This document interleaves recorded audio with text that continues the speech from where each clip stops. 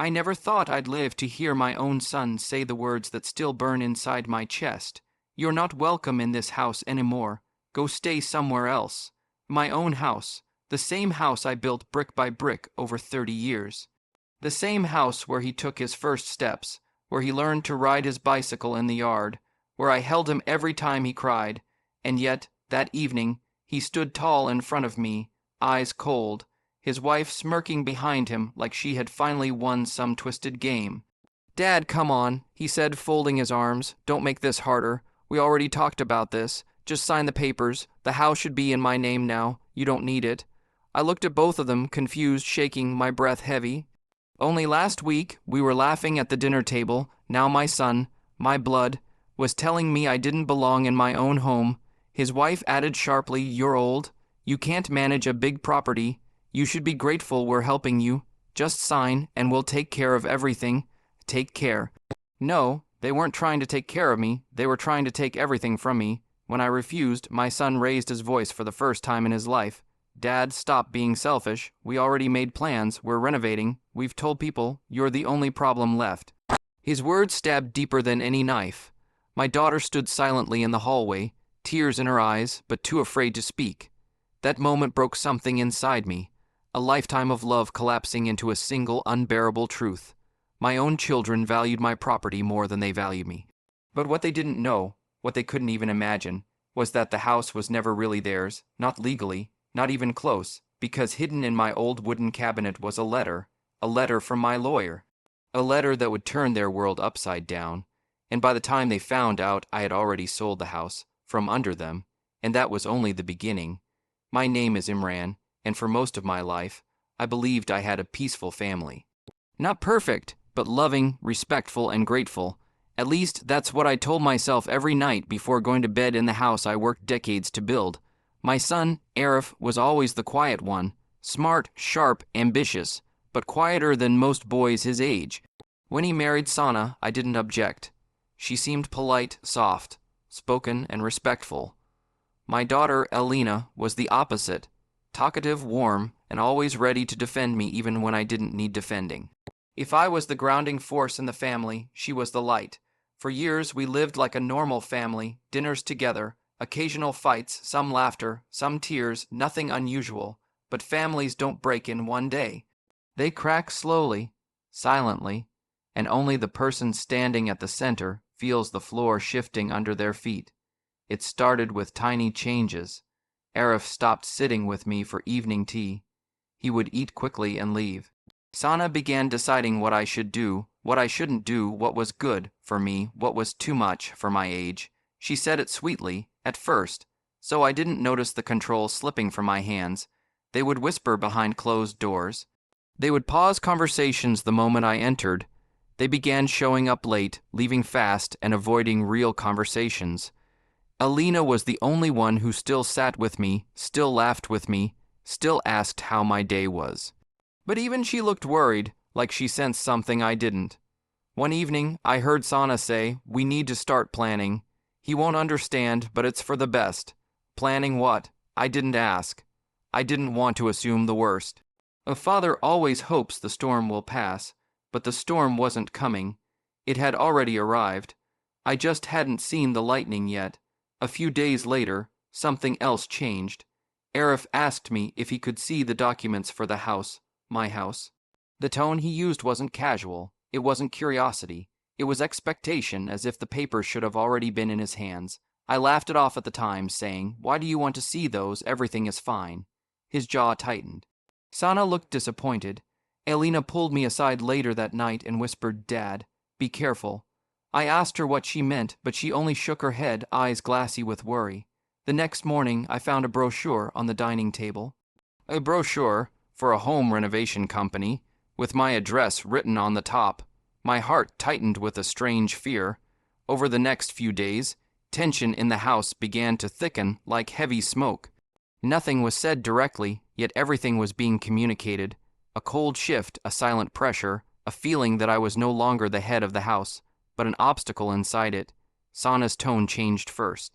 "Uncle, don't use that old kettle. It wastes electricity. Uncle, you shouldn't go outside alone. It's not safe at your age. Uncle, maybe you should start sleeping in the smaller room. It's easier to manage. Uncle, not Dad, every uncle, felt like a slap she delivered with a smile. Arif followed her lead. He stopped asking me before making decisions. He started giving instructions instead of suggestions. Dad, we're moving the sofa. Dad, we're calling painters next month. Dad, don't keep unnecessary things in the cupboard. Unnecessary things. Like what? My memories, my life, even the neighbors noticed. Im ran by. One of them whispered, "Why does your son act like he owns the place now?" I laughed it off, but inside, something was breaking. One afternoon, I walked into the living room and froze. Sana and Arif were sitting with a man wearing office clothes. Papers were spread on the table. Property documents. I recognized instantly. Sana looked up, annoyed. "You should have knocked." I knocked on my own living room. Arif stood up quickly, trying to control the moment. "Dad, listen. We're just checking some things. Nothing serious." The man smiled politely. "Your son wants to understand the process of property transfer. Nothing to worry about." My heartbeat stuttered. Property transfer? To whom? Why? Without my knowledge, I looked at Arif. What's the rush? He didn't answer. He didn't even look in my eyes. Instead, Sana spoke for him. "Dad, everyone transfers property to their children. It's normal. We're just preparing. You should think about the future." I replied quietly, "The future belongs to God, not paperwork." Her smile twitched with irritation. Arif placed a hand on my shoulder. Firm, not gentle. "Dad, stop complicating things. Sign once, we prepare everything. It's not a big deal." Not a big deal. That house was my life's only achievement. My only security. My only home. Before I could say anything, Alina entered the room. She saw the papers, the stranger, the tension, and her face turned pale. "Dad," she whispered, "come with me." She pulled me aside into the kitchen, her voice shaking. "They're not doing this for you," she said. "They want to sell it, Dad. I overheard them last night." My breath caught in my chest. "Sell? My home." I leaned against the counter, feeling dizzy. "What did Arif say?" I asked. She hesitated, swallowed hard. "He said the house is practically his already. He just needs your signature to finish things." A ringing sound filled my ears. That evening, after everyone went to sleep, I walked to my old wooden cabinet. The one with the small locked drawer I never opened unless necessary. My fingers trembled as I unlocked it. Inside was the letter, old, yellowed, but powerful enough to change everything. I picked it up slowly, my heart pounding. The next morning began with an unusual silence. Arif didn't greet me. Sana didn't pretend to smile. Even the house felt tense, like the walls were holding their breath. I knew what was coming. I sat at the dining table, sipping tea slowly, replaying Alina's words from the night before. She had left early for work, but not without whispering one last warning. "Dad, don't be alone with them today." She knew her brother better than I did. Around noon, I heard footsteps, heavy, determined. Arif entered the room, holding a stack of crisp white papers. Sana followed, her arms crossed, jaw tight. She wasn't hiding her impatience anymore. "Dad," Arif said, placing the papers in front of me, "we're doing this today." I looked at the documents. "Property transfer my house into his name." My throat tightened. "Why the rush?" I asked quietly. He sighed loudly, annoyed. "Because we found a buyer, a good offer, and they want commitment soon." My blood ran cold. So Alina was right. They were planning to sell the house, the place I built with my bare hands, the place where my wife, God rest her soul, had taken her last breath. Sana stepped forward. "Imran, uncle, please don't make this dramatic. We're offering you comfort. We will move you somewhere smaller, more manageable. You'll be with us. Isn't that what matters?" I stared at her. Comfort, no. Control. I pushed the papers back gently. "I'm not signing anything." Arif's face hardened instantly. "Dad, don't do this." I said I'm not signing. I repeated. He slammed his hand on the table, making the teacup shake. "Do you know how difficult you are being? We've planned everything. You are the only hurdle left. Hurdle. That's what I was to my own son. Arif," I said softly, "I thought you wanted a family home, a place for your children one day." He scoffed. Dad, please, times have changed. This property is valuable. We shouldn't waste it just because you're emotionally attached to it. Emotionally attached, this wasn't just emotion. This was history. This was sacrifice. This was my life. Sana folded her arms. If you don't sign today, we'll have to make other decisions. Hard ones. Hard ones. I asked. Arif exchanged a quick glance with her, then looked at me coldly. Dad, maybe it's better if you don't stay here until you agree. For a moment, the room spun. I blinked at him, not believing what I heard. You're asking me to leave my own house. He didn't even hesitate. Yes, the world stopped. The betrayal hit deeper than anything I had ever imagined. I felt something inside me go silent, cold, still. Slowly, without saying a word, I stood up. I walked past them, through the hallway. Into my room, I opened the cabinet drawer, my hands steady now, my heart strangely calm. I picked up the old lawyer's letter, the one they didn't know existed. I turned it over, and saw the signature that changed everything. Alina came home later that evening. The moment she stepped through the doorway, she sensed it. Something heavy, something tense, something wrong. She found me sitting alone in the courtyard, staring at the fading light like it was the last sunset I would ever see. Dad, what happened? She asked, rushing toward me. I didn't answer immediately. How could I tell my daughter that her brother, the boy she used to defend in every childhood fight, had just thrown me out of my own house? I forced a small smile, nothing beta, just tired, but she wasn't a child anymore. She sat beside me, held my hand, and whispered, Don't lie to me. I heard them arguing before I left. I know something happened. I looked at her face, worried, anxious, loyal, and my heart ached. She didn't deserve to be caught in the middle of this. Sana and Arif pushed you again, didn't they? She pressed. This time I nodded. She clenched her teeth, anger rising. They're getting worse, Dad. I hear them talking at night. They have already told their friends they'll renovate the whole house once it's theirs. They even argued about color schemes. Color schemes. Renovation plans. Decisions about a future they had no right to imagine. I felt a strange mixture of sadness and disappointment. Your brother wants the house, that's all. No, she said sharply. He wants to sell the house, and he wants it fast. She hesitated, then added, Sana is the one pushing him. She keeps telling him that this house is a dead investment and a financial waste with you living here. The words struck me hard, a waste. That's what they thought I was. Alina looked at me with trembling eyes. Dad, I told you before, please don't trust them blindly.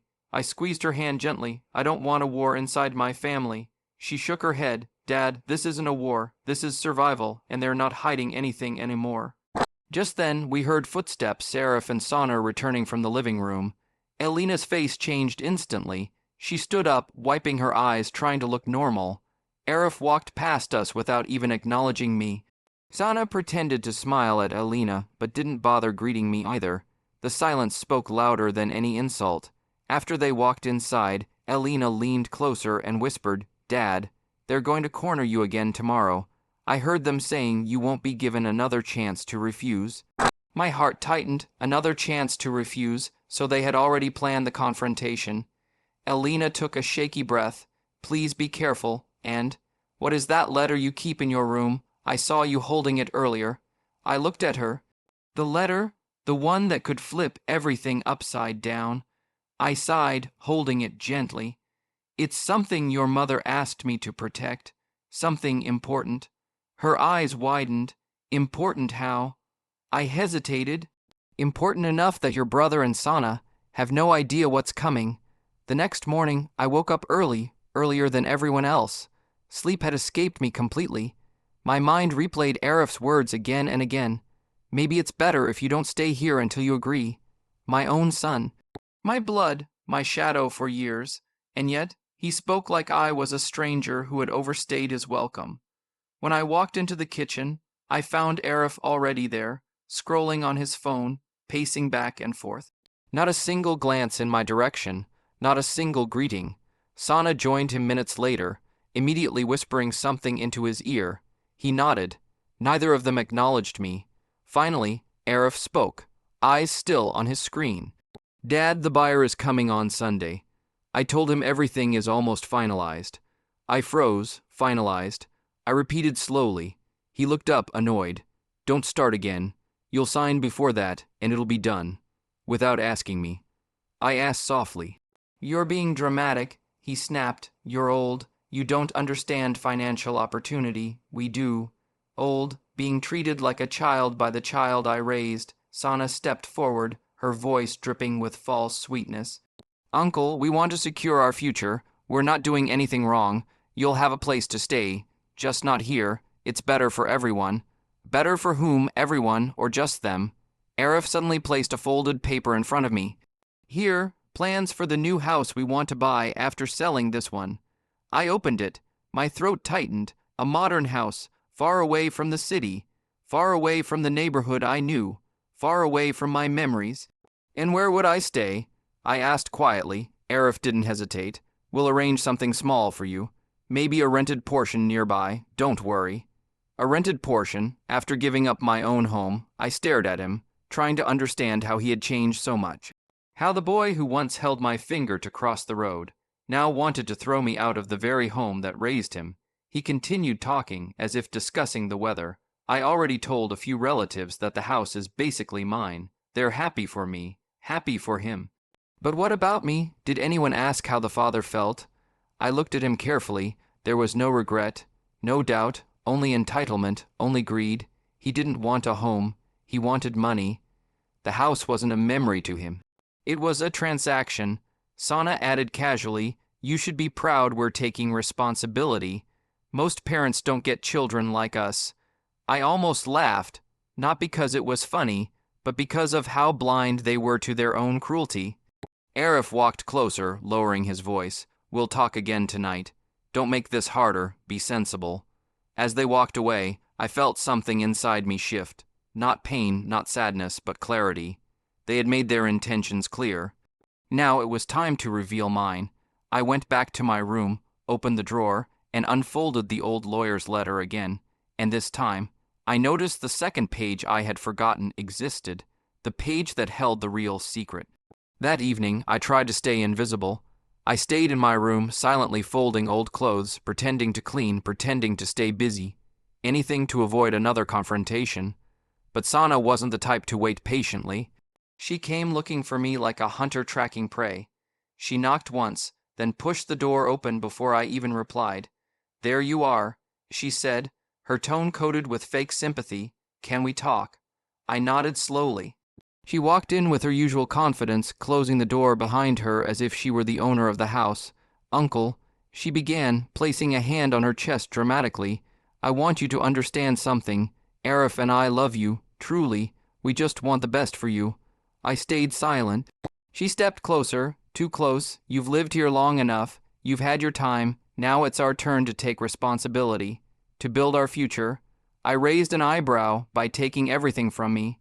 She laughed lightly. You're misunderstanding. We're not taking. We're managing. Managing? What a polite way to say stealing. She sat on the edge of the bed, crossing her arms.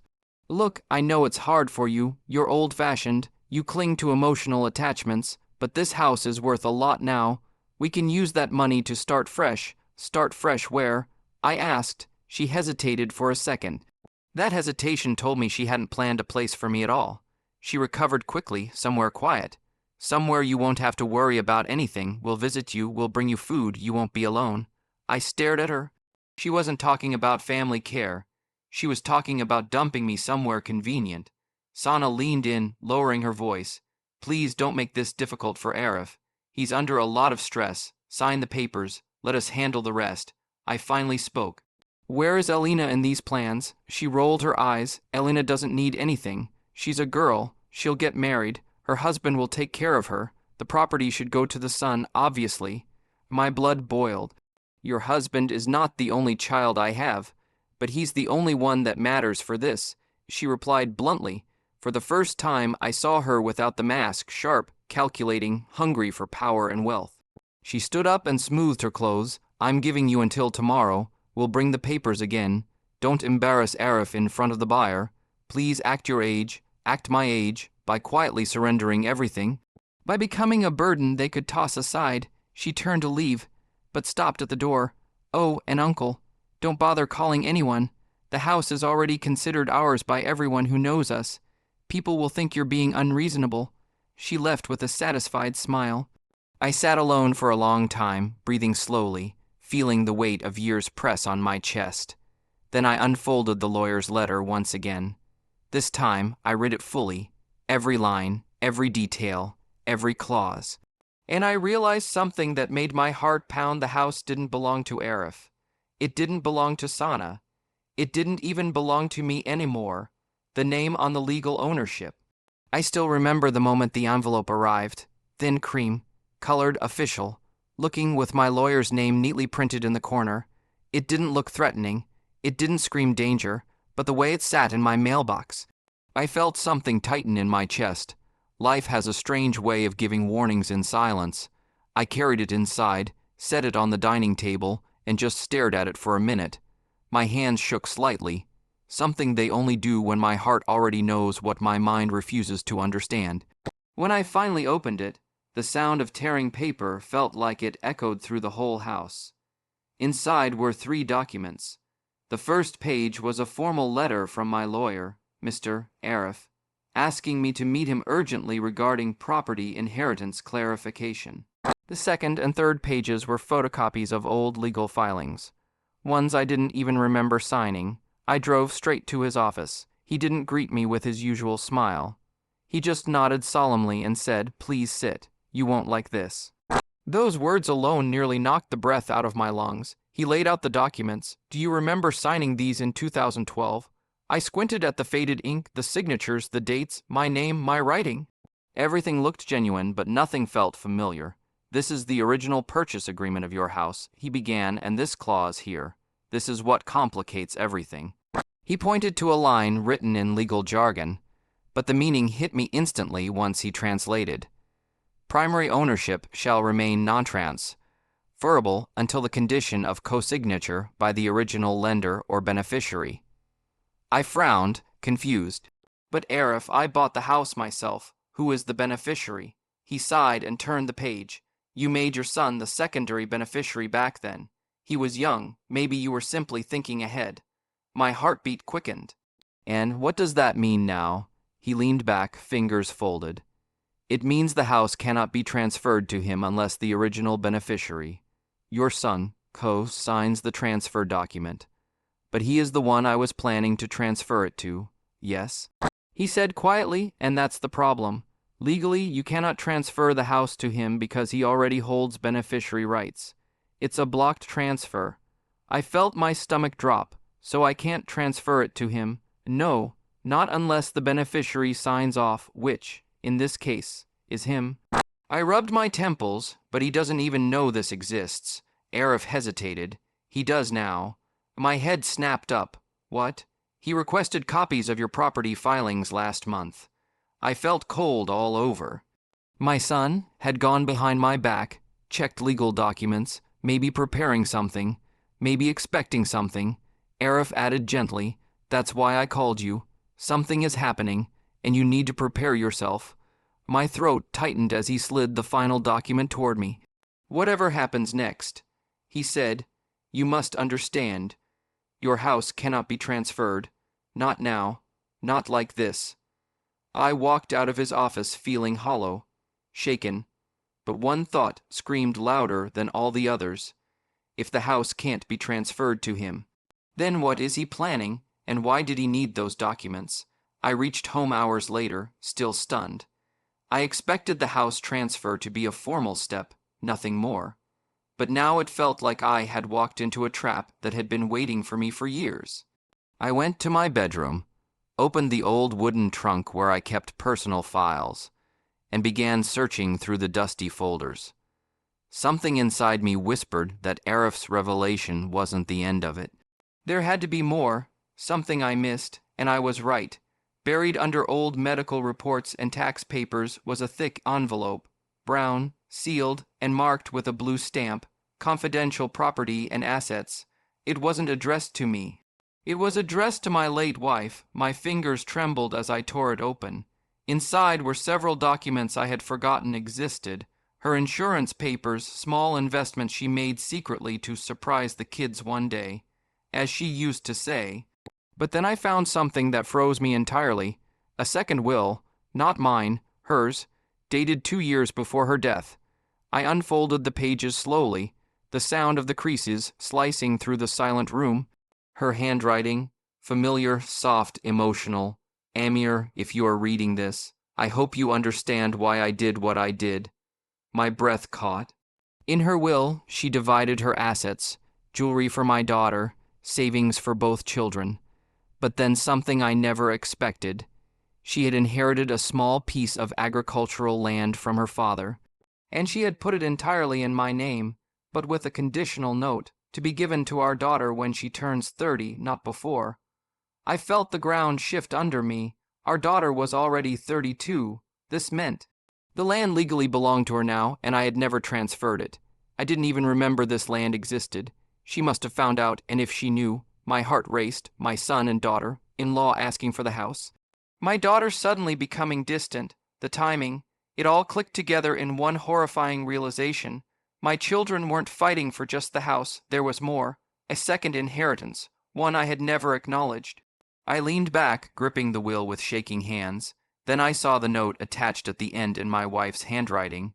Give her this land yourself. Don't let anyone else influence her future. A cold wave washed over me. Influence? Was this what had been happening all along? Maybe my daughter had discovered the land recently. Maybe she confronted my son. Maybe he wanted all assets combined. Maybe that's why my daughter's behavior changed. Why she cried the last time she called me. I suddenly saw the truth. My children might be fighting each other behind my back. I stood up, heart pounding with anger and clarity. For years I had stayed quiet, confused, tired, but now I had something they didn't expect. A will, a land title, a truth they never thought I'd find. And for the first time in months, I felt something fierce rise inside me. The next morning, I called my son. We need to talk. I said. He hesitated. Is this about the house, Baba? Yes, I replied, and more. Silence. He and his wife arrived within the hour, walking in with an air of confidence, as if they were already the owners. My daughter-in-law sat with her arms crossed, chin lifted. My son avoided eye contact. I placed the lawyer's letter on the table first. Do you know what this is? I asked. My daughter-in-law smirked. Yes, the documents Baba needs to transfer the house. I shook my head. No, these documents say I cannot transfer the house. Not legally, not without my son co-signing, which means I looked directly at my son. You already knew. He stiffened, eyes widening a fraction before he masked it. Baba, I just checked the documents for clarity. Without telling me, I said sharply. His wife cut in. He has a right to know. He's your only responsible child. Someone has to manage your assets. I ignored her and pulled out the second envelope. My wife, your mother, left something behind, a will, one I discovered yesterday. Their faces froze. I laid the papers on the table gently. She left land, small but valuable, and she left it for your sister, legally, completely. My daughter-in-law looked annoyed. My son looked shocked. That can't be right. She argued, leaning forward. Why would she give land to the daughter? Baba, you know she can't manage enough. I snapped. The room went silent. You two demanded the house, forced me, manipulated me, but you didn't even know the full truth. I pointed at the will. The land belongs to your sister, and I will give it to her myself. My son frowned, anger rising. So you're choosing her over me? No. I said softly. I'm choosing honesty over greed. He stood abruptly. Baba, you owe me the house. I built my future expecting it. His wife added sharply. We already told the people we're buying a new place after selling this house. Don't ruin this for us. Their words hit me like blows. So selfish, so entitled, so cold. You told people you're selling my house, I said quietly. My son's silence was the answer. I clenched my fists. My voice rose without meaning to. This house is not yours to sell. This land is not yours to take. These decisions were never yours. My daughter-in-law snapped back. You're being unreasonable. You're old. You need to hand things over. Something inside me finally broke. I'm not dead yet, I said, and I will not let you two decide my worth or my property. The room erupted. Accusations, raised voices, my son slamming his hand on the table, his wife calling me stubborn. I felt my heartbeat thundering, anger mixing with hurt. But through the chaos, one thing was clear. They refused to accept the truth. They refused to let go of the house, and they refused to believe I still had control. I had seen my son angry before, annoyed, irritated, frustrated, but never like this. The moment I finished speaking, the veins in his neck tightened, his fists clenched, and his face turned a color I had never seen on him. A shade of betrayal mixed with fury. "You're ruining everything," he shouted. His voice echoed through the house, bouncing off the walls that had witnessed his childhood laughter, his late night studies, his first steps. Now they were witnessing something entirely different.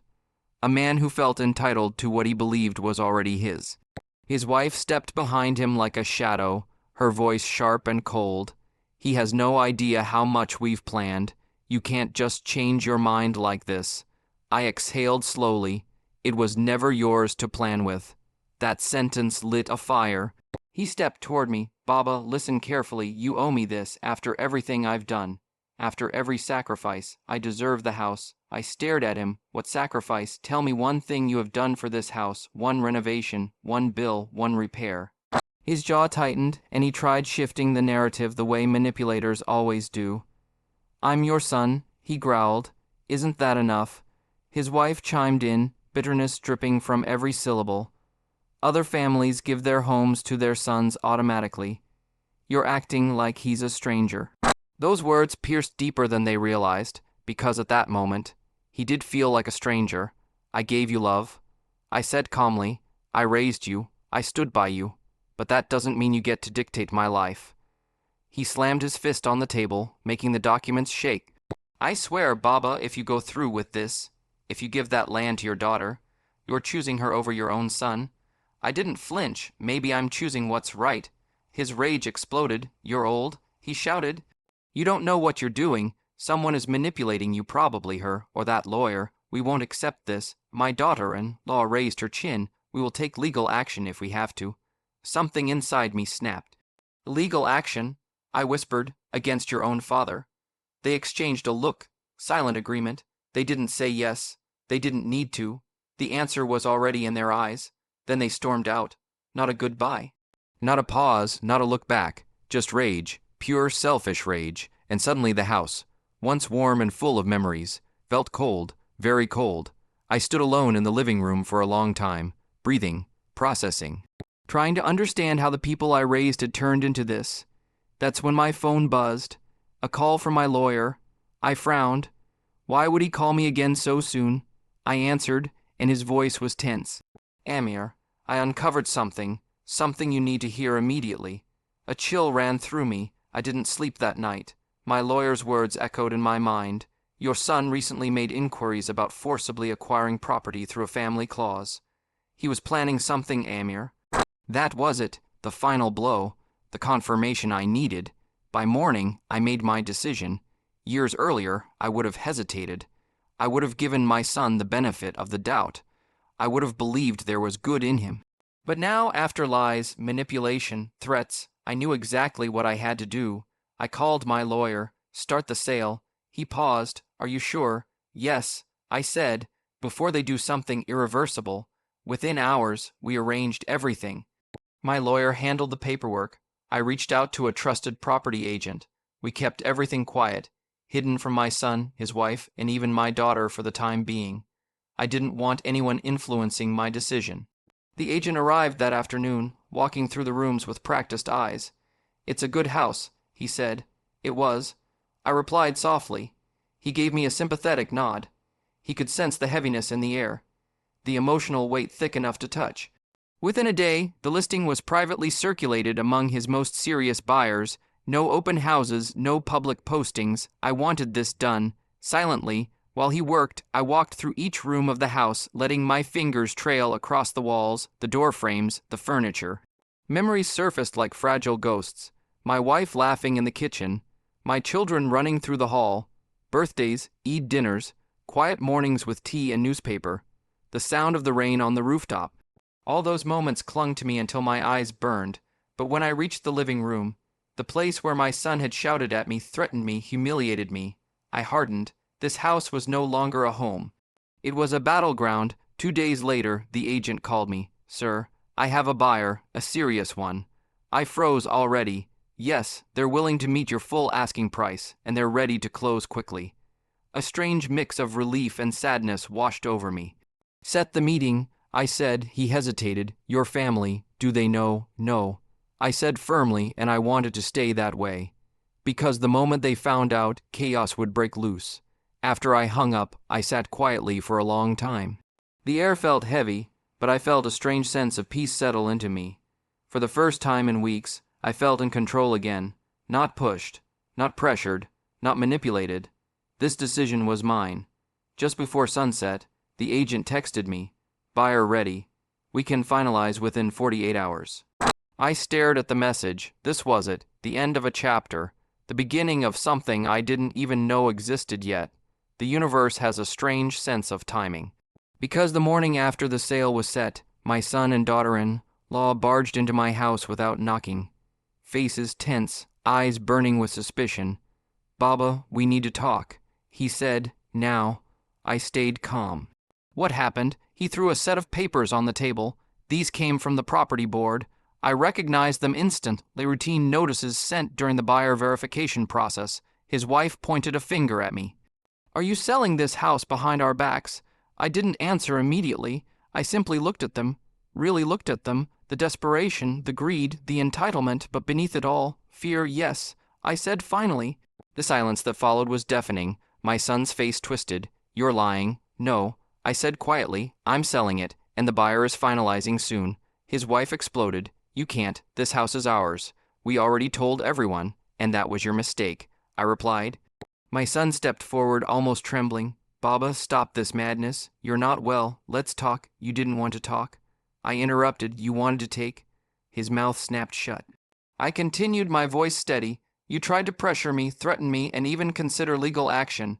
You thought the house was yours to claim, but you forgot one thing. I held up the original deed. This house is legally mine, entirely, and I am choosing to sell it." His face went pale. My daughter-in-law stuttered, But then where will we live? We already made plans. That's not my responsibility," I said. For the first time, genuine panic filled my son's eyes. "This isn't fair," he whispered. "You can't evict your own son." "I'm not evicting anyone," I replied calmly. "I'm selling my property. What you do afterward is your choice." He looked like someone had punched him. "You're choosing strangers over your own blood." "No," I said. "I'm choosing peace over manipulation." Then I delivered the final blow. "You wanted the house so badly, but now you will have to leave it." Their faces went slack, shocked, horrified, disbelieving. My daughter-in-law crumbled onto the sofa. "This is a nightmare," she whispered. My son stared at me, emotions swirling. Anger, disbelief, fear, and something that looked uncomfortably like guilt. But the moment of weakness dissolved as quickly as it came. He clenched his jaw. "You'll regret this," he said quietly. "Maybe," I replied, "but at least it will be my regret, not the result of your pressure." Just then, my phone vibrated. A message from the agent. "Buyer confirmed. Documents ready for your signature." I didn't say a word. But my son saw the screen light up and knew exactly what it meant. His eyes widened in horror. "You really did it," he whispered. "You actually sold it." I nodded once. The day after the sale was finalized felt like the calm after a storm, but the storm's damage was still visible everywhere. My son and daughter-in-law were left standing alone, their plans shattered like broken glass. Word had spread through the neighborhood faster than I expected. People I hadn't spoken to in years suddenly approached me, their expressions a mix of sympathy and quiet judgment. Some whispered about the family drama. Others openly asked if I was okay. I nodded politely, but inside I felt exhausted. As for my son, I could see it in his eyes. The cold realization that the house he had thought would be his was slipping from his grasp. His confident arrogance had crumbled into something bitter and empty.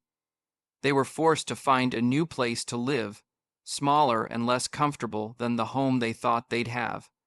And the neighbors, who once greeted them warmly, now kept their distance. Gossip does that. I wasn't there to relish their fall. I was too tired for that. But watching the consequences unfold gave me clarity and a strange peace. It wasn't revenge. It was simply justice. Then, just as I was beginning to find quiet in my days again, a knock came at the door. It was Alina. Her eyes were red, and she looked worn down. Not the angry daughter I had expected, but someone broken and desperate. She stepped inside, clutching a folded piece of paper. "Dad," she said softly, "I need to talk to you. It's important." I nodded, sensing something heavy. She handed me the paper, a letter from her lawyer. "I've been trying to stay out of this," she began, voice trembling, "but there's something you need to know about what's really been going on." Her words hung in the air. The family's drama wasn't over yet. The weeks that followed were difficult, but also a time of healing. Slow, messy, but necessary. Elena and I worked together, sorting through the mess left behind by greed and lies. She showed me strength I hadn't seen before, and in supporting her, I found a new purpose. We decided to focus on what mattered most: family, respect, and peace. I helped her with legal matters, ensuring her rightful inheritance was secure. We repaired our bond one honest conversation at a time. I listened to her fears and hopes. She listened to mine. Slowly, I built a new routine, less about possessions and more about presence. Friends who had drifted away returned. New neighbors stopped by, and most importantly, I began to forgive myself, my children, and the mistakes that life had handed us. Then came the call I had been dreading. It was my son. He sounded different, less angry, more cautious. "Baba," he said, voice low, "can we talk? I want to understand everything." I hesitated, but after all we'd been through, I realized this conversation might be the first real step toward healing. When we finally met, the air was heavy with unspoken words. He looked at me with tired eyes and said I was wrong, about the house, about everything. For a moment, I felt hope flicker, but the road ahead was still uncertain. Sitting here now, I reflect on everything that has happened. The betrayals, the fights, the heartbreak, and the hard, one piece. I once believed that property and money were what defined family legacies. I thought inheritance was about land and houses, but now I understand it's something far more profound. It's about respect, respect for each other's choices, respect for love and loyalty beyond blood, respect for the past and the future. My son and daughter-in-law taught me harsh lessons about greed and entitlement. My daughter showed me the power of courage and truth. And me, I learned that standing firm in your values can be lonely, painful, and terrifying, but it can also be freeing. The house is gone, yes, but the lessons it left behind remain. I hope my story reminds others. Respect matters more than money, and now they know it too. Thank you for listening.